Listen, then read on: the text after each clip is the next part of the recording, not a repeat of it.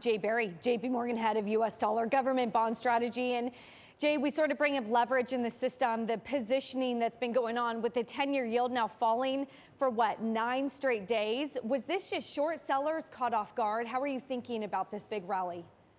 Morning, Taylor, and thanks for having me. So I think the catalyst was certainly fundamental in nature, coming out of the hawkish June Fed meeting.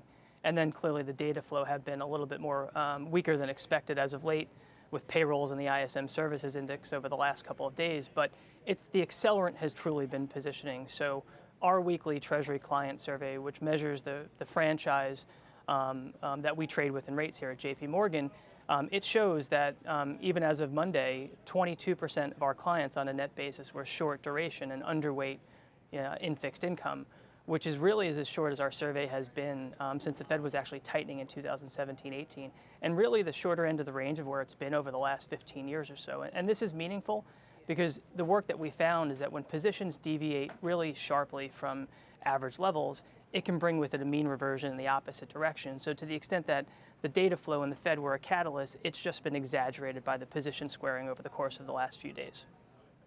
Okay, let's take a step back from that and figure out where we go from here, Jay. Once that positioning has been cleared out, do yields go higher again? You know, Guy, that's our baseline view. At JPMorgan, we see 10-year yields moving higher to 195 at the end of this year. And a few weeks ago, that didn't seem like that aggressive of a call. It looks more aggressive right now. But with the positioning unwind that we've had, and I don't think it's quite clean yet, it appears to us that valuations in the 10-year space are probably 25 basis points lower than they should be. So right now, we think 10-year yield should be closer to 155. So once this short covering position squeeze sort of runs its course, there's room for yields to mean revert higher. But I think there needs to be a catalyst as well. And to the extent that the minutes yesterday conveyed a sense that the Fed understood that the change in its dots could be construed as hawkish, it tried to push back on that. But until we get a better sense at the next meeting, I think market participants will still be fearful that they're hawkish, that their reaction function is a little bit more hawkish than we previously expected.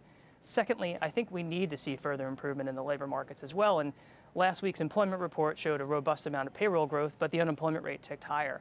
And we really need to see the unemployment rate start to tick lower to get the ball rolling to move towards tapering. So positions being clean is a start, and we can start to mean revert higher, but we need a catalyst that's fundamental in nature to get us to move to higher yields from that point on. The 195 call by year end, I'm curious what a fair value 10-year yield looks like to you, taking into account $80 billion monthly purchases and huge overseas demand with the Swiss and a German 10-year still at negative 30 basis points. What is fair value to you? Yeah, so right now, like I said, fair value is closer to 155. And if we walk that forward through the course of the year, we get something closer to 195 by year end 2022. And Taylor, to your point, I think demand has been a big part of the driver here. In the first quarter, particularly towards the end of the first quarter, it was the U.S. pension fund community. And it appears that's still been pretty strong in the last few months.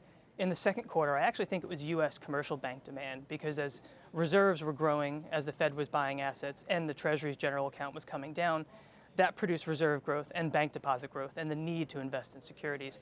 But that reserve growth, I think, as we all know, is sort of topped out here as the TGA has mostly normalized, and also really from here as QE is being more funded by RRP growth than it is by reserve growth. So I think the pace of pension demand and bank demand should slow from here.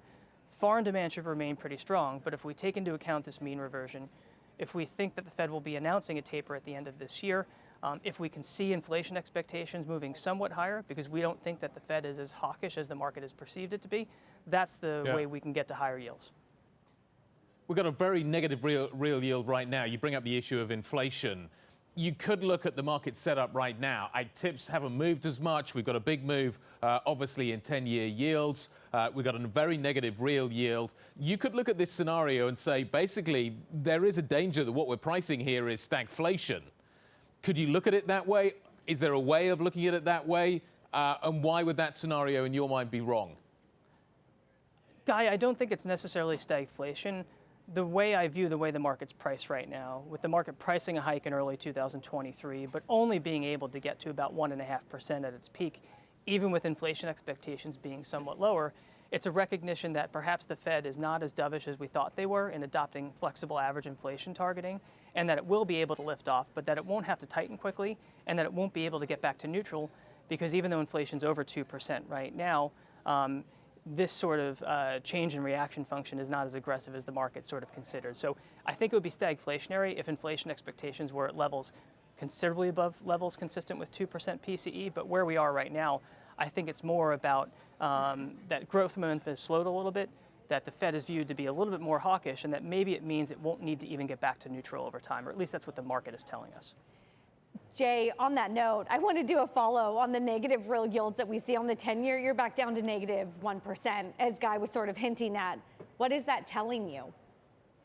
You know, I think it's the same thing you're seeing in the market right now, is that a monetary policy is going to need to be accommodative for a longer period of time. And, you know, I think it's also being anchored here by the Fed's guidance, that even with this move towards a more hawkish reaction function or a less dovish reaction function, the market still understands that the Fed won't be raising rates for some time. And in our own framework, we have found that every month that the market perceives the Fed to be on hold, it tends to lower long-term yields in both real and nominal space by a couple basis points. So if we're not pricing the Fed to lift rates for another 18 months or 19 months, then that's also keeping real and nominal yields pretty low right now. What do you see the rest of the summer looking like? As you say, we need more information. How choppy is it going to be? The bond market's been much choppier than the equity market is going to be. What do you see over the next couple of months after we've cleaned out positions? Do we just kind of wait? What do you think the price action is going to look like? You know, Guy, I think we need to watch the data closely, and it's the labor market that matters most. I mean, clearly the Fed is committed to not raising rates until inflation's at 2% for a period of time, but it's contingent upon being at maximum employment. So I think the first Friday of every month is going to really matter, and even when positions are clean, if we get a sense that the imbalance between labor supply and labor demand is beginning to ease, and that we see the unemployment rate begin to move lower once again, with the participation rate being stable to somewhat higher, then there's a path for us to start to move to higher yields. But if we don't get a sense that this sort of gap in between labor supply and labor demand is sort of easing at all, and it's what we saw when you talked about the claims numbers earlier, then I don't think the market's going to get consensus that we're making our way towards substantial further improvement and that there's reason for rates to move higher. Away from that, I think it's the infrastructure debate as well, because clearly earlier this year in the spring, the market, I think, got a bit over its skis pricing in how much fiscal stimulus we would be able to get done in the U.S. this year, and the size of the infrastructure package and the modal view around that's declined. And I think the pathways become even more complex with the announcement of this bipartisan package in recent weeks. But we need to see how that evolves as well. And if we get a sense that you're moving towards some sort of conclusion and agreement, that might be a way for yields to move higher. But absent one of those two catalysts, it may very well be that we chop around even when positions are cleaner.